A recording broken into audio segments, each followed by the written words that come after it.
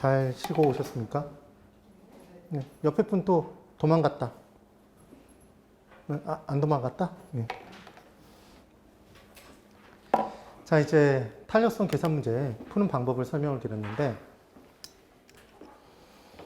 그러니까 어떤 내용이든지 간에 어렵다 생각하고 보시면 어렵습니다. 쉽다고 생각하고 보면 쉬워집니다. 그날은 오게 돼 있어요. 아시겠죠? 그러니까 세상사 다 마음먹기에 달려있다라는 것, 그걸 기억하시면서 공부하시면 돼요. 자, 이제 주의가 있죠. 주의가. 이게 뭐냐면 변화율은 여러분 잠깐만, 변화율은 비율인가요? 비율인가요? 비율이죠. 그럼 분수죠? 분수죠. 그럼 우리는 분수식을 세울 수 있어야 되잖아요. 제가 알고 싶은 건 무조건 어디에 들어있다고 그랬죠? 어디에? 이 이름 속에 들어있다고 그랬죠. 이름이 뭐예요? 변화율이죠. 그러니까 당연히 분자에는 뭐가 들어갈까요? 변화량이 들어가겠죠. 변화된 게. 그럼 얘는 분모에는 별다른 얘기가 없으면 얘는 원래 값이 들어갑니다. 그러니까 얼마에서 얼마로 변했다 이러잖아요. 100원에서 200원으로 변했다 이런 식으로 나오잖아요. 그래놓고 변화율을 물어보면 원래 값이 100원이죠? 응? 그런 내용이에요, 지금. 그리고 이때 변화율을 따질 때 짝대기 짝 긋고 변화량이 어디로 들어가요? 분자로 들어가고 분모가 별다른 언급이 없으면 원래 값이 들어가는데 뭐라고 한 번 시험 문제가 나온 적이 있었냐면 중간값을 기준으로 한 변화율로 계산하는 문제가 나왔어요. 그럼 중간값이라고 나오니까 굉장히 기분이 나빠지잖아요. 기분 상하죠. 이 중간값은 뭐야 이런 생각이 드는데 중간값은 이름이 뭐죠? 중간값이에요. 그럼 중간값은 100원과 200원의 중간값은 얼마일까요? 150원입니다. 150원. 둘을 더해서 2로 나누면 돼요. 그 얘기예요. 그 얘기. 그래서 이게 중간값으로 계산하는 탄력성 계산 문제가 나왔을 때 거의 대부분 다 틀렸죠. 근데 그냥 탄력성으로 얘 원래 값으로 놓고 풀었던 분 중에 나온 수치에서 가장 근사치의 값을 찍어서 맞추신 분들이 계세요. 아주 훌륭한 분들이죠. 그분들이 세상에서 못 해내실 일이 뭐가 있겠어요. 자, 여기까지. 됐죠? 그럼 가격의 변화율을 어떻게 구할까요? 그랬더니 또 그대로 멈춰라? 분수, 짝대기를 짝 긋고 우리가 알고 싶은 건 뭐다? 가격의 변화량이잖아요. 그러니까 당연히 분자에 뭐가 들어가고 가격의 변화량이 들어가고 그럼 분모에는 뭐가 들어갈까요? 별다른 얘기가 없으면 원래 가격이 들어가겠죠. 그렇습니다. 그럼 수요량의 변화율은 짝대기 짝 긋고 우리가 알고 싶은 게 뭐다? 수요량의 변화량이잖아요. 그렇죠? 그럼 분모에는 뭐가 들어갈까요? 별다른 얘기가 없으면 원래 수요량이 들어가겠죠. 되셨어요? 이렇게 나온답니다. 그럼 이걸 왜 했냐? 왜 했냐? 자, 여기 잘 보세요. 칠판 보세요. 제가 이 문제를 보통 분들이 푸시는 방법대로 한번 풀어볼게요. 이렇게 풀어요, 보통. 가격이 100원에서 150원으로 상승하자. 상승했죠? 수요량이 200개에서 100개로 감소하였다. 이때 수요의 가격 탄력성은 얼마입니까? 이렇게 문제를 낸 거예요. 그럼 이 문제를 푸실 때 보통 어떻게 푸냐면 그때 가르쳐준 대로 여기까지 푸시면 정말 대단하신 분이죠. 절대 공식이 기억난 거예요. 그때 옆 학원 강사가 아니면 제가 박수연이 수는 가 곱하기 가탄이라며 여기까지 기억나셨으면 대단한 거죠. 그렇죠? 그리고 문제를 풀라고 봤더니 우리가 이제까지 봤던 건 다 퍼센트로 줬죠. 가격이 5% 변화했을 때 수요량이 몇 프로 변화했을 때 얼마만큼 탄력성이 얼마냐 이런 계산 문제를 푼 거였잖아요. 근데 뜬금없이 뭐라고 줬어요?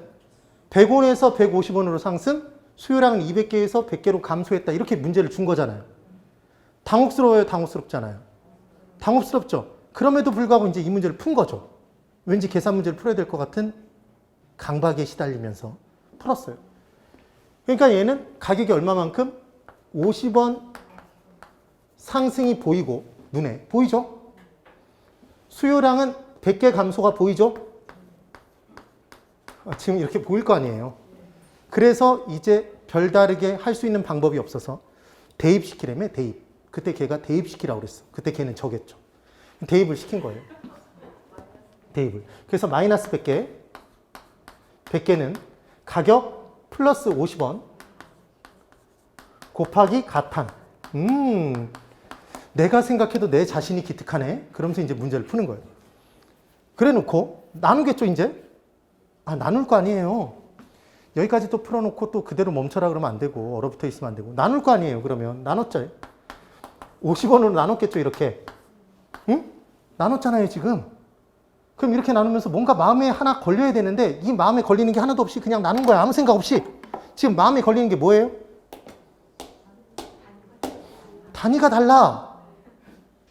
단위가, 얘는 개고, 얘는 원이에요, 원. 금액이고 수량이야. 근데 그걸 무시하고, 지금 뭔 말인지 못 알아듣네. 무시하고, 꼭 말로 해야 돼요? 무시하고, 그냥 나눈 거야. 나눴습니다, 여러분. 그랬더니 얼마가 나왔어요? 마이너스 2가 나왔죠. 마이너스 2를 구한 거잖아. 근데 이렇게 구한, 내가 정말 너무나 소중히 내 가진 지식을 총동원해서 푼 마이너스 2가 보기 중에 있어요, 없어요? 없어야 되는데 있다니까, 얘가. 있으면 기뻐요, 기쁘지 않아요? 기쁘잖아요. 에? 그래서 얘를 마이너스 2를 찍으려다가 또 기억난 거지. 그때 그놈이 수요의 가격 탄력성에는 뭘 씌워야 된다며? 절대값까지, 그것까지 기억난 거야. 그랬더니 얘가 보기 1번의 답이었는데 마이너스 2가 보기 5번을 봤더니 2가 있네. 신나서 얘를 콱 찍고 나온 거예요. 아싸, 맞췄다. 난 정말 응용력의 화신인가 봐, 이러면서 맞추고 나왔어요. 틀렸어요. 틀린 거라고, 이게. 지금 무슨 말이냐면 변화율분의 변화율을 해야 되는데 지금 변화량분의 변화량을 한 거잖아요, 지금. 그래서 시험 문제에서 뭐라고 함정을 파냐면 수요의 가격 탄력성은 수요량의 변화량을 가격의 변화량으로 나눈 값이다, 이렇게 함정을 판다고요. 양량이다, 율율이다? 율분의 율이에요. 양량이 아니라고.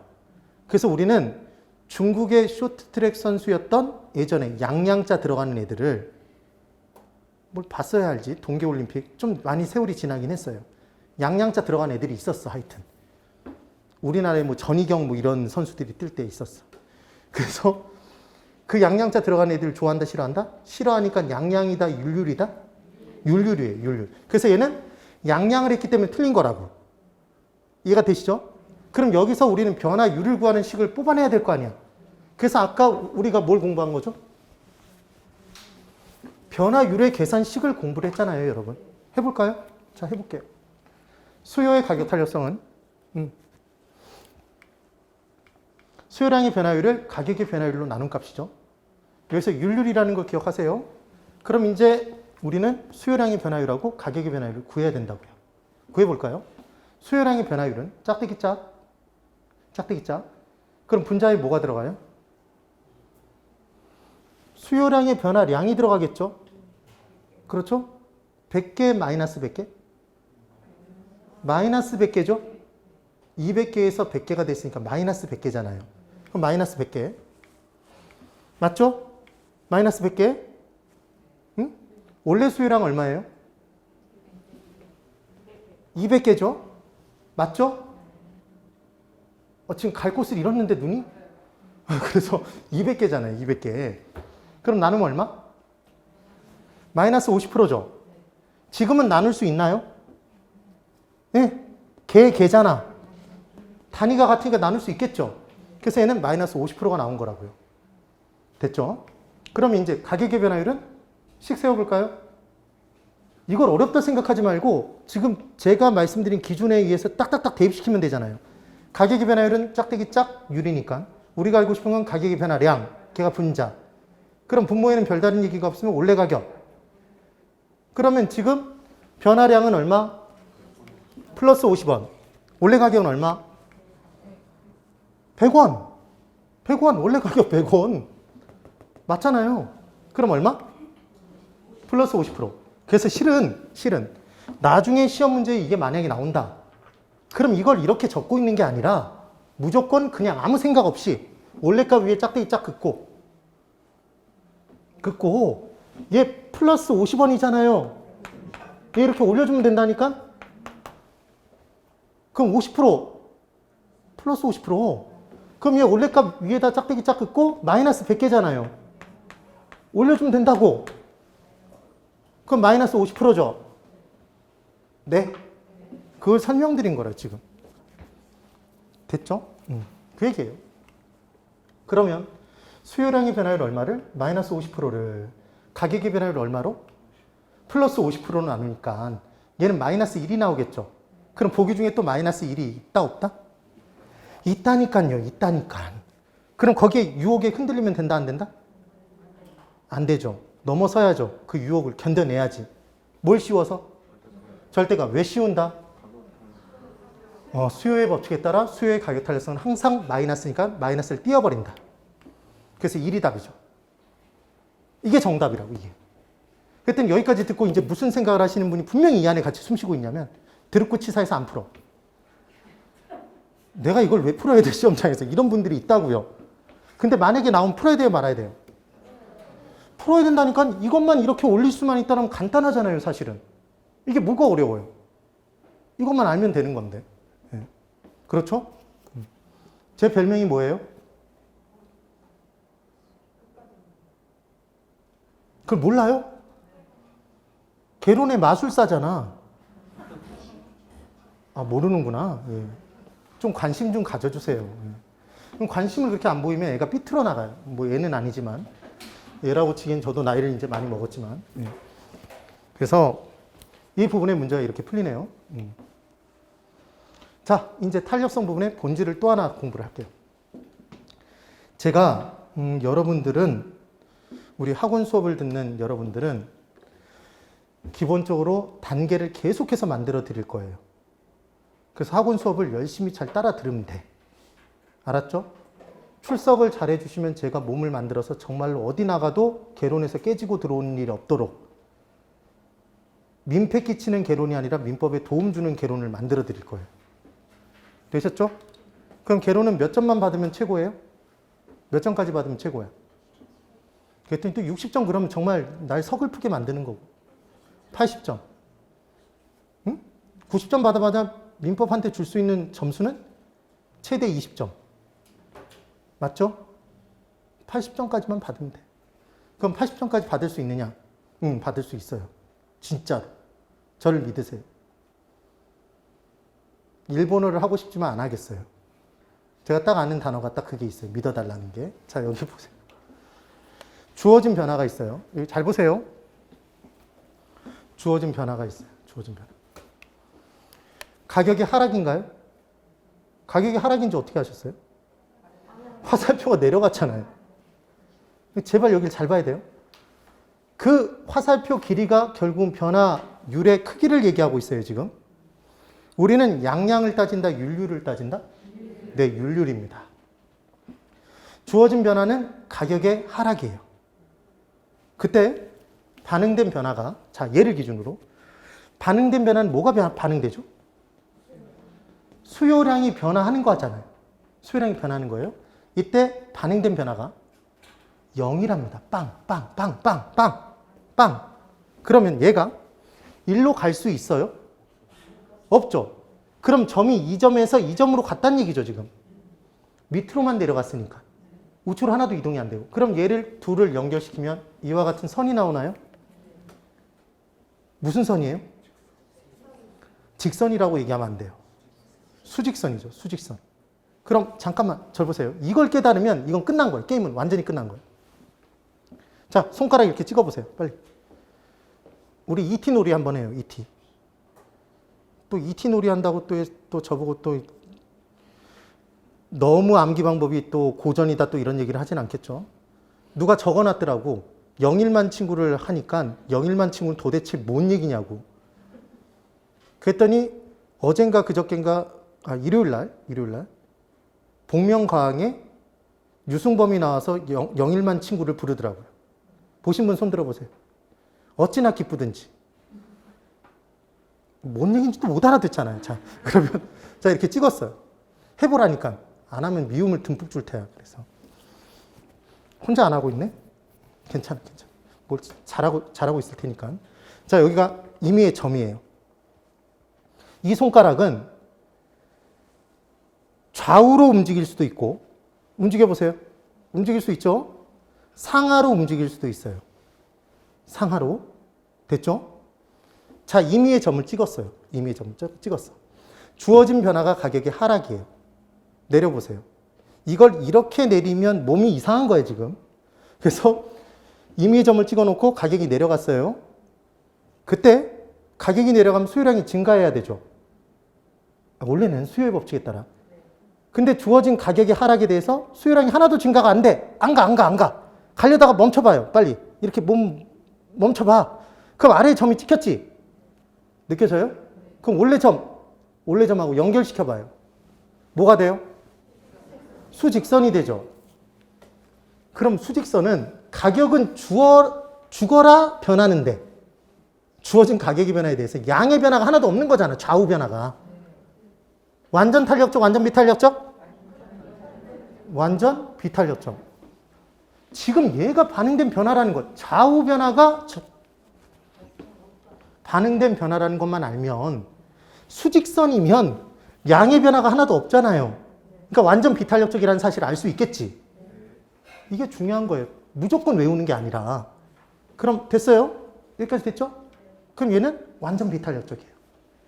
그래서 수직선이 나오면 완전 비탄력적. 맞죠? 그럼 이제 계속 볼까요? 주어진 변화가 있습니다. 항상 뭐는 똑같죠? 주어진 변화는 계속 똑같았잖아요. 주어진 변화가 이만큼 가격이 하락했어요. 그랬더니 반응된 변화가 수요량이 요만큼만 변했대요. 지금 요만큼만 변한 게 느껴지세요? 요만큼만 변했잖아요. 그러면 원래의 점이 보여야 돼요. 착한 사람에게만 보여요. 원래의 점. 변화 후의 점. 두 개를 연결해 보면 이와 같은 선이 나오나요? 이 곡선의 기울기가 가파르다. 손 들어보세요. 나는 이 곡선이 이 직선이 가파르게 보인다. 완만해 보인다.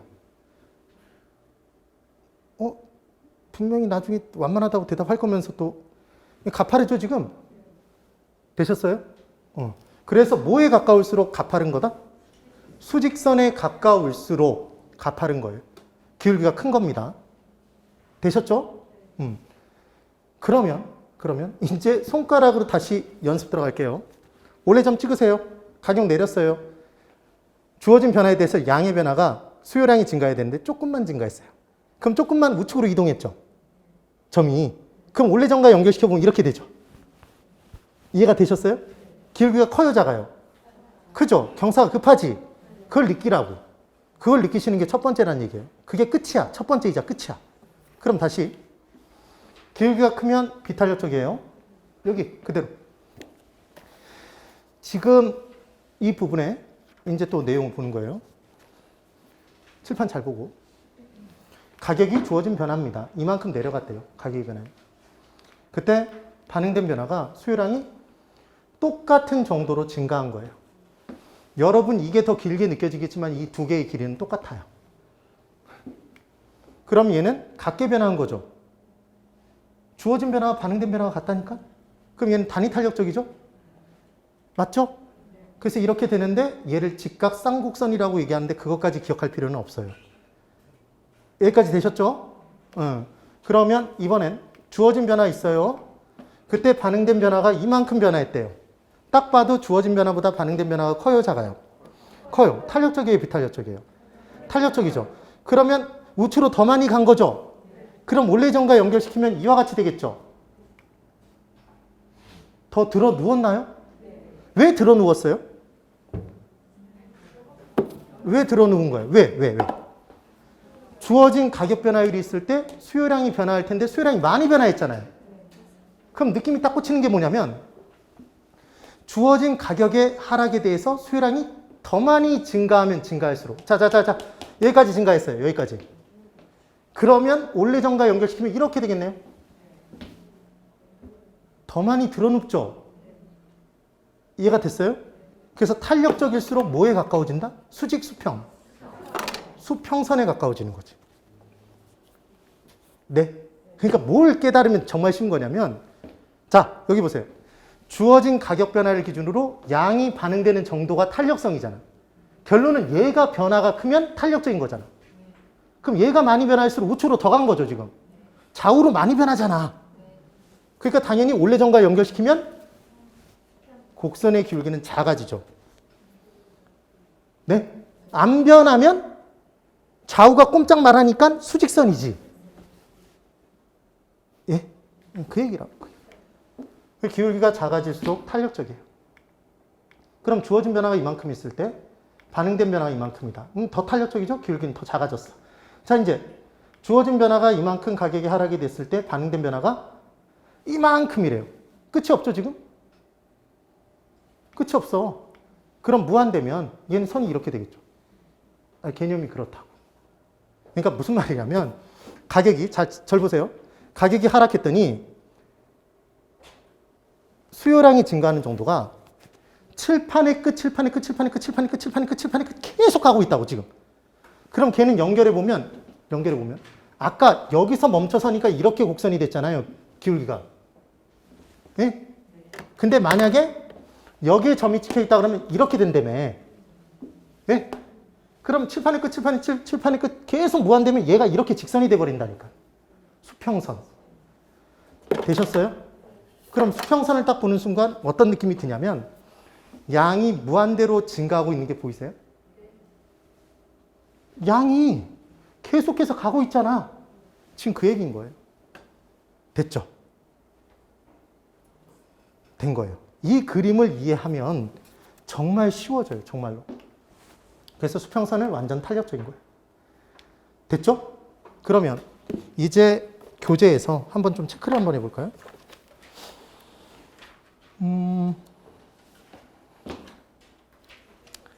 자,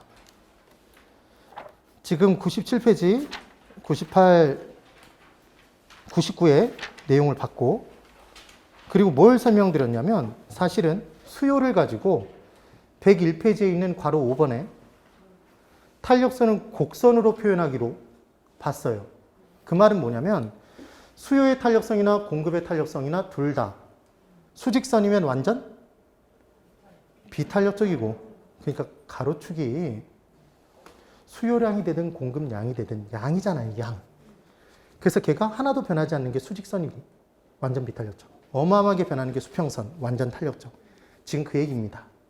그래서 들어 누우면 들어 누울수록 수평선에 가까울수록 탄력적이다 비탄력적이다?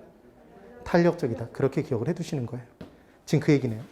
그래서 이제 중간에 있는 내용을 볼 거예요. 뭘 볼 거냐면 페이지 정확히 99페이지에 중간에 4번 있죠. 중간에 4번.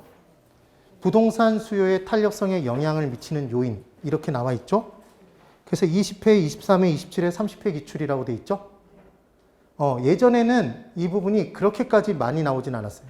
근데 오히려 근 10년 이내로 따졌을 때 자주 출제되고 있는 문제 중에 하나인 거예요. 그럼 이 내용이 매우 어렵냐? 그렇지 않아요. 제가 원칙을 설명드려 볼 테니까 저를 보세요. 저를 봅니다. 제가 설명드린 원칙은 이 교재에 다 적혀 있어요. 제가 어디 있다는 걸 말씀을 드릴게요. 저하고 약속하면서 한번 대답해 보세요. 많이 변할수록 탄력적인가요? 비탄력적인가요? 많이 변할수록 탄력적이에요. 그러니까 탄력적의 개념은 탄력성의 개념은 주어진 변화에 대해서 반응되는 변화의 정도예요. 그러니까 많이 변화할수록 탄력적인 거죠. 물론 생략된 단어는 주어진 변화를 기준으로 판단하겠지만 주어진 변화는 기본적으로 다 같았잖아요. 우리가 판단할 때. 그러면 많이 변할수록 탄력적인 거예요? 적게 변할수록 비탄력적이에요? 하나도 안 변하면? 단위 탄력적? 그렇게 대답하면 혼나는 거예요. 하나도 안 변하면 완전 비탄력적. 어마어마하게 변하면 완전 탄력적. 똑같이 변하면 단위 탄력적. 그렇죠. 그게 아까 대답하신 그 내용이 은근히 헷갈리는 부분인 거예요. 처음에 그렇게 대답하기 쉬워요. 그러면 제가 질문을 드리면 이제 한번 대답해 보세요. 이걸 틀리는 사람은 한 명도 없어. 근데 이걸 탄력성을 집어넣으면 그때부터 틀리기 시작해요. 자, 이 본질은 이거예요. 주어진 변화가 있어요. 쿡 찔렀어. 주어진 변화가 어찌됐건 있어. 그때 반응된 변화의 정도를 판단해 보려고 해요. 그게 탄력성이라며. 근데 그 기간을 하루 보는 것과 하루에 반응된 걸 보는 것과 한 달 동안에 걸쳐서 반응된 변화를 보는 것 중에 언제 더 많이 변할까요? 아니, 언제 더 많이 변해요? 기간을 더 오래 볼수록 더 많이 변하겠지. 그 오랜 기간 동안에. 그래요, 안 그래요? 아, 그럴 거 아니에요. 그러니까 측정 기간이 길어지면 길어질수록 탄력적이 된다, 비탄력적이 된다? 탄력적이 되죠. 들어 눕는다 쓴다? 들어 눕는다. 양이 많이 변하니까. 네? 두 번째 점이 저 우측에 찍히잖아요. 들어 눕겠지. 지금 그 얘기인 거예요. 그러니까 문제에서 그냥 풀어볼까요? 단기 공급 곡선과 장기 공급 곡선 중에, 그럼 이제 또 마음이 막 심숭생숭해지죠. 단기가 좀 더 기울기가 작다. OX? 기울기가 작은 게 들어 누운 거였잖아요, 여러분. 그럼 단기가 더 탄력적이라고 얘기한 거잖아요, 지금 이 문장이. 그러니까 틀렸죠? 장기에 더 많이 변한다며. 그럼 장기가 더 들어 누워야죠. 기울기가 더 작은 거잖아. 잠깐만. 내가 이럴 줄 알았어요. 제가 분명히 헷갈린다고 그랬잖아. 뭐가 헷갈리시냐면 이제 이거 갖고 헷갈리시는 거예요. 제가 짬밥이 얼만데 뭘 헷갈리는지 다 알고 있어. 왜냐하면 이걸 그리고 저한테 설명했던 사람이 있었거든. 수강생 중에. 자, 이거는 액자야. 이렇게 얘기를 하시는 거예요. 쉬는 시간에 저를 찾아오셨어. 이건 액자야. 액자. 그러면서 뭐라고 얘기를 하시냐면 이것도 그림도 잘 그려요. 저 깜짝 놀랐어.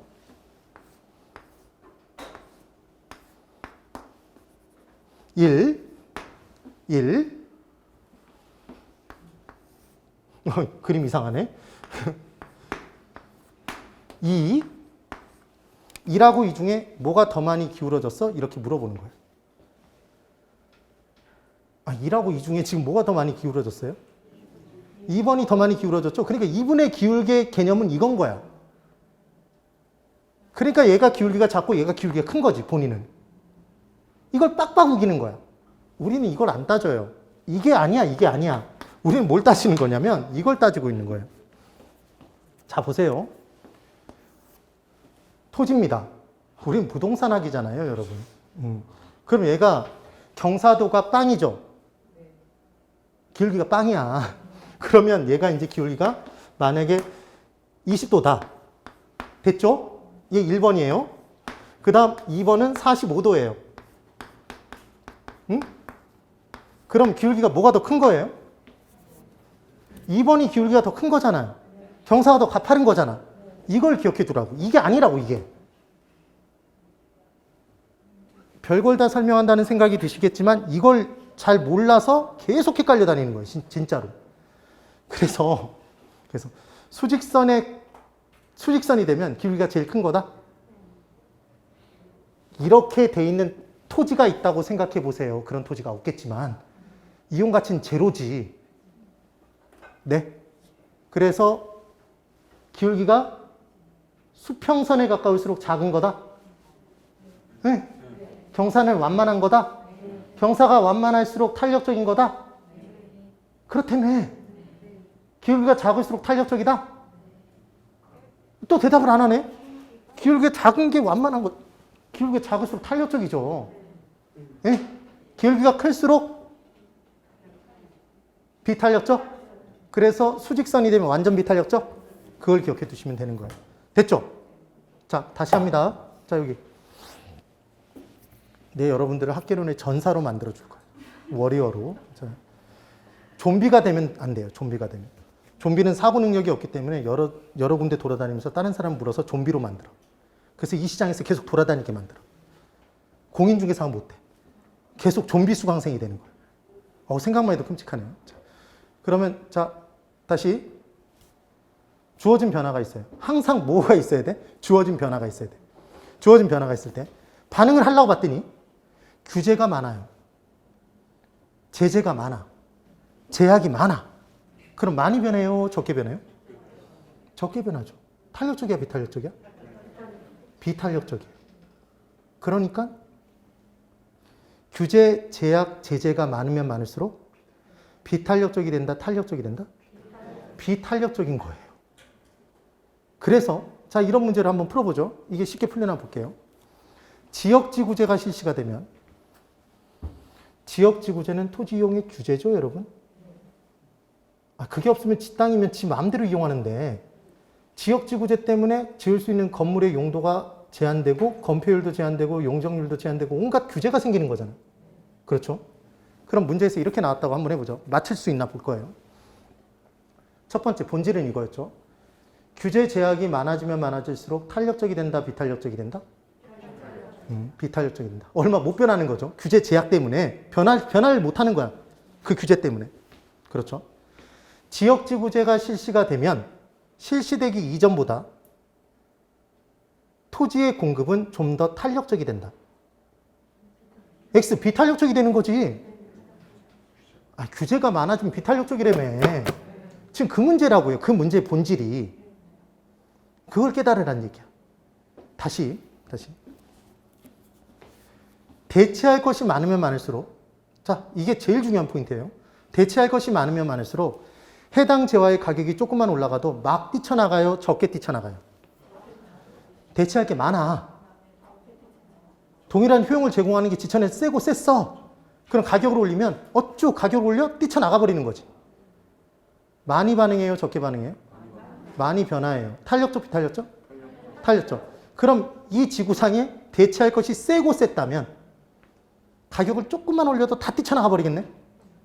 걔는 완전 탄력적? 맞죠? 그래서 대체할 것이 많으면 많을수록 탄력적이 된다, 비탄력적이 된다? 탄력적이 되겠죠. 그런데 이 지구상에 걔를 대체할 게 하나도 없어. 그럼 가격을 올려도 못 뛰쳐나가잖아. 하나도 못 변하죠.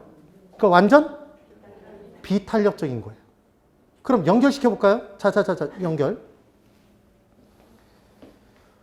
완전 비탄력적인 재화라면, 수요의 가격 탄력성이 완전 비탄력적인 재화라면 공급자가 뻑하면 가격을 올리겠네요. 왜냐하면 가격을 올려도 수요량을 못 줄이니까. 그렇죠? 그럼 올린 만큼 총수입은 증가하겠지, 공급자는. 맞죠? 되셨죠? 그래서 따라해 보시는 거예요. 따라하세요. 중요해요. 그냥 그렇게 끝내는 거예요. 대체할 것이 많으면 많을수록 많이 변한다. 그렇죠? 말 표현이 그렇잖아. 대신할 것이 많으면 많을수록 주어진 가격 변화에 대해서 많이 변하겠지. 많이 뛰쳐나가겠지. 지금 그 얘기예요. 탄력적이 된다. 지금 그 얘기예요. 제일 중요한 거였어. 그 다음 두 번째, 또 하나. 필요할수록 해당 재화가, 이건 안 따라해도 돼. 일단 설명을 드려야 돼. 이 교육의 힘이 이렇게 무서운 거예요. 필요할수록 해당 재화가 필요해요. 삶에 꼭 필요해. 그러면 해당 재화의 가격이 올라가도 그 수요량을 얼마 못 줄이겠네? 필요하다니까 지금. 필요하단 말이에요. 그럼 걔는 필수제야, 사치제야? 필수제. 그러면 필요할수록 가격이 올라가도 수요량을 얼마 못 줄이네요? 탄력적, 비탄력적? 비탄력적이 되겠죠. 그럼 정말 삶에 꼭 필요해. 걔 없이 못 살아. 그럼 가격을 올려도 수요량 하나도 못 줄이네. 완전 비탄력적이 되겠죠. 이해가 되세요? 그런데 안 필요해. 안 필요해. 걔가. 그냥 있어도 그만, 없어도 그만이야. 보면서 그냥 약간 기분 좋은 정도야. 그런데 가격으로 올라가요. 가격이 올라가. 그럼 그 공급량을, 지금 그 수요량을 줄여요, 줄이지 않아요? 줄여버리잖아. 안 쓰면 그만인데 필요하지 않다니까. 그러니까 가격 변화에 대해서 수요의 가격 탄력성이 탄력적이다, 비탄력적이다? 필요하지 않을수록 탄력적이겠죠. 가격을 올리면 안 써버린다니까. 수요량이 확 줄잖아. 네? 그러니까 그걸 반대를 기억하는 게 아니라 무조건 이렇게 기억하는 거라고. 이제 바로 대답해 보세요. 대체할 것이 많으면 많을수록 많이 변한다, 적게 변한다? 많이 변한다. 탄력적이다, 비탄력적이다? 탄력적이다. 오케이? 맞죠? 동의하시죠? 힘내고, 힘내고. 지금 눈꺼풀이 점점 내려오고 있어, 지금. 그러면 안 돼. 필요하면 필요할수록 해당 재화의 가격이 올라가도 얼마 못 변한다? 수요량 얼마 안 감소한다? 탄력적이다, 비탄력적이다? 비탄력적. 많이 변하는 게 탄력적, 적게 변하는 건 비탄력적이죠? 그럼 많이 증가하는 건 탄력적, 비탄력적? 많이 증가하는 거. 탄력적. 많이 감소하는 거? 그렇게 대답할 줄 알았어. 그래서 틀리는 거야. 아니, 변화에는 두 가지 종류가 있죠. 증가도 변하고 감소도 변하잖아.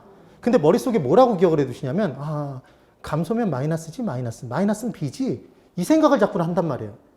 그게 아니라 증가든 감소든 많이 변하는 건 탄력적인 거고 적게 변하는 게 비탄력적인 거지.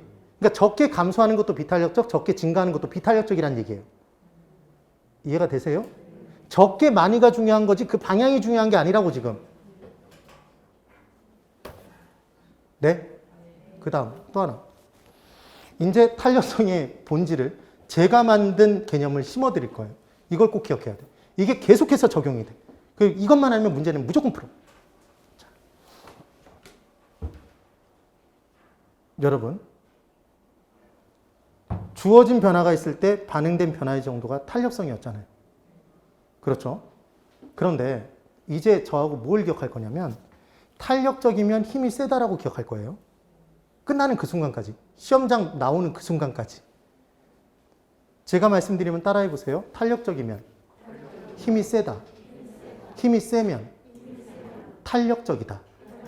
돈이 많으면 이건 질문이에요. 돈이 많으면 힘이 세요, 약해요? 세죠. 그럼 돈이 많은 사람은 고소득층이야, 저소득층이야? 고소득층. 그럼 고소득층의 수요는 탄력적, 비탄력적? 탄력적. 고소득층은 고가인 재화를 사요, 저가인 재화? 고가인 재화. 그러니까 고가인 재화일수록 탄력적? 연결을 계속 이렇게 시키는 거라니까. 그럼 고소득층은 신규주택을 사요, 중고주택을 사요? 신규주택. 그러니까 신규주택의 수요는 탄력적이지. 오케이? 그럼 저소득층은 돈이 많아요, 적어요? 적어요. 힘이 세요, 약해요? 약해요. 응? 그럼 저소득층의 수요는 탄력적, 비탄력적? 비탄력적. 저소득층은 고가인 재화, 저가인 재화? 저가인 재화. 저가일수록 비탄력적이죠. 오케이? 그럼 신규주택, 중고주택? 저소득층. 중고주택. 그러니까 중고주택일수록 수요의 가격 탄력성이 비탄력적이죠. 아, 따로 막 외울 필요가 없다고. 오케이? 그 다음 다시 아까 했던 내용. 필수재하고 사치재 중에 뭐가 더 필요해요? 필수재. 그러니까 필수적인 재화의 수요의 가격 탄력성이 더 탄력적이다, 비탄력적이다? 아까 필요할수록 가격이 올라가도 얼마 못 줄인다고 그랬죠. 비탄력적이죠? 사치재는 더 탄력적이겠네요. 그렇죠. 그러면 저를 보세요. 대체할 것이 많으면 많을수록 탄력적이었죠. 많이 변한다며. 그럼 세상 밖으로 나갔을 때, 우리 학원 밖으로 나가면 주택이 더 많아요? 상업용 건물이 더 많아요? 아니, 죄송해요. 이 지역, 이 인근만 물어본 게 아니라 전체적으로. 뭐가 더 많아요? 주택이 더 많죠. 주택이 많잖아요. 그러면 주거용, 상업용, 공업용 건물 중에 뭐가 대체할 게 더 많으니까? 주택이, 주거용 부동산이 대체할 것이 더 많으니까 주거용 부동산의 수요의 가격 탄력성이 더 탄력적이겠네요. 이해가 되셨어요? 그럼 어떤 지역에 주택의 공급이 더 많이 증가되면 대체할 집이 더 많아진 거죠? 그럼 수요의 가격 탄력성은 전에보다 더 커져요, 작아져요? 커지죠. 수요자의 힘이 세져요, 약해져요? 세지는 거잖아. 그럼 그 힘센 애한테 뭔가를 떠넘기면 돼, 안 돼? 아니, 잠깐만. 이제 그게 연결할 주제인 거예요. 그래서 뭔가를 떠넘기기 어려워진다고. 그러면 자, 여기 잘 보세요. 이제 제가 설명을 드릴 거예요. 아까 그 제가 탄력주일수록 힘이 센 거라고 그랬죠? 이렇게 생각해 보세요. 만약 기억이 안 나시는 분은 옆에 친구를 옆에 앉아 있는데 지금은 우리가 코로나 상황이기 때문에 옆에 바로 붙어 있는 분이 없잖아요. 근데 예전에는 뭐 300명씩 앉아서 공부를 했단 말이에요. 그럼 앉아서 공부할 때 옆에 사람은 다다다 붙어 있었겠네요? 옆에 사람을 이렇게 툭 쳤더니 뭔가 쓰다가 이렇게 툭 쳤더니 옆에 사람이 주먹 쥐고 2대 치는 거야. 나를 갑자기. 그럼 탄력적이야, 비탄력적이야? 반응이 탄력적이잖아요. 주어진 변화보다 반응된 변화가 훨씬 크잖아. 그럼 그 사람이 힘이 센 사람이야, 약한 사람이야? 힘이 센 사람이지. 이해가 됐어요? 확 바뀌죠, 그냥.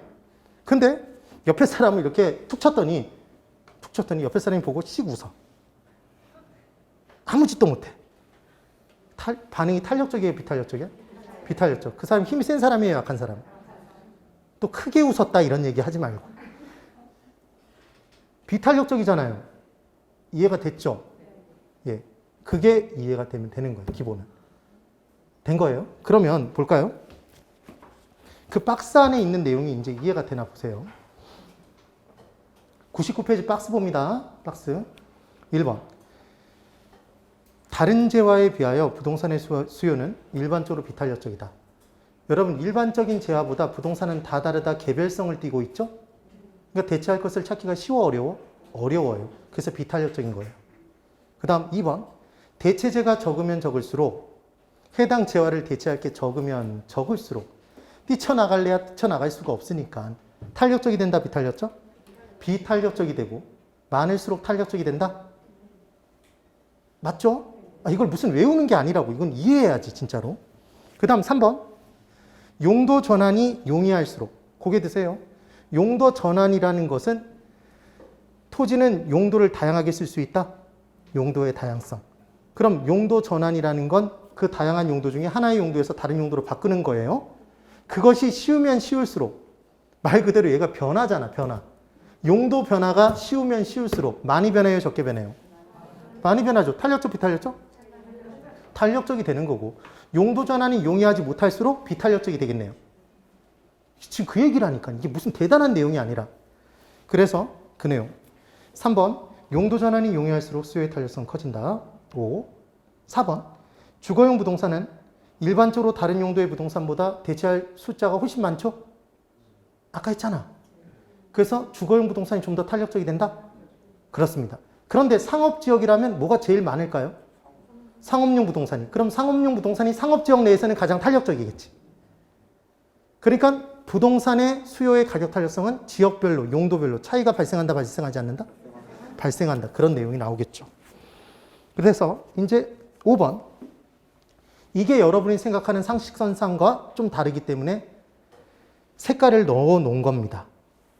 부동산의 수요는 일반적으로 비탄력적이지만 대체할 것을 찾기가 어려우니까 세분할수록 동질성이 높아짐에 따라 대체할 것이 많아져서 탄력적으로 된다.